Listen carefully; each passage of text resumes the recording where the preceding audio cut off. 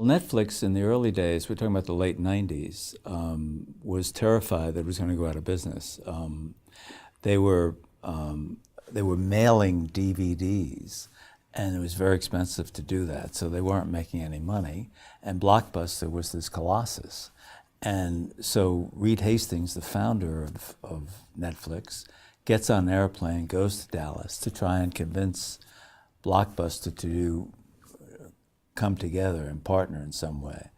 Ultimately, what he really wanted was for Blockbuster to buy Netflix and for Netflix to be their long-range online arm, because he knew one day you would be delivering television over or video over the internet, and Blockbuster could have its stores, but he thought the stores would be in decline, as in fact happened. Blockbuster, in retrospect, stupidly declined to invest in Netflix.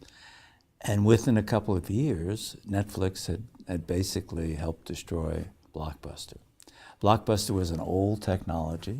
You went to a video store to rent a video. Most of the top 20 movies were already out of stock because people had rented them. So there was a lot of frustration. And Netflix was basically, get what you want when you want it, and knew that they would move away from the DVD business to the download video business. So you could watch as many, you could never run out of stock.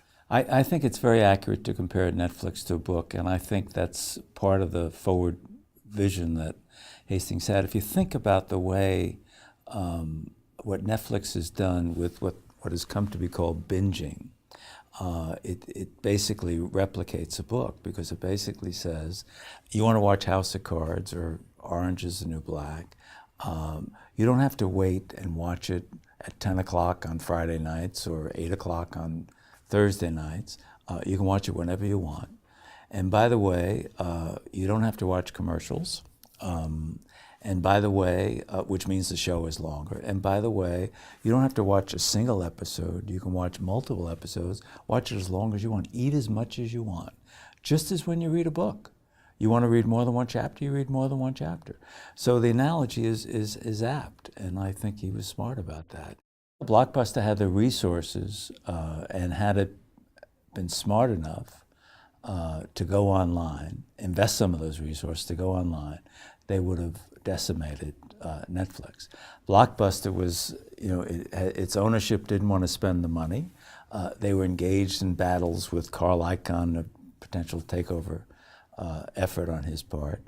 And they suffered the classic innovator's dilemma, which was they basically said, we have a good existing business with these thousands of video stores. Why should we disrupt it for a maybe business, the online world that may never pan out? And let's stick to the knitting, keep to the knitting. And that's what they did, and they lost the knitting.